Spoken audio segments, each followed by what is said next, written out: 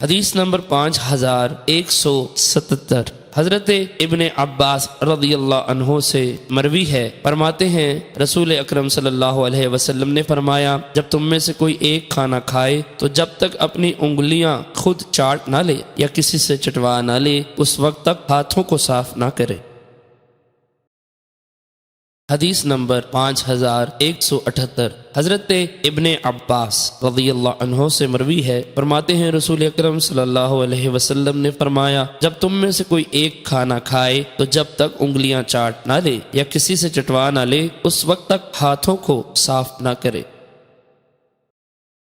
حدیث نمبر 5179، حضرت کعب بن مالک رضی اللہ عنہ سے مروی ہے، فرماتے ہیں میں نے نبی اکرم صلی اللہ علیہ وسلم کو دیکھا، آپ کھانا کھانے کے بعد اپنی انگلیاں چاٹتے تھے۔ ابن حاتم نے 3 کا ذکر نہیں کیا، اور ابن ابی شیبہ میں عبد الرحمن بن کعب کا ذکر ہے کہ انہوں نے اپنے والد سے روایت کیا۔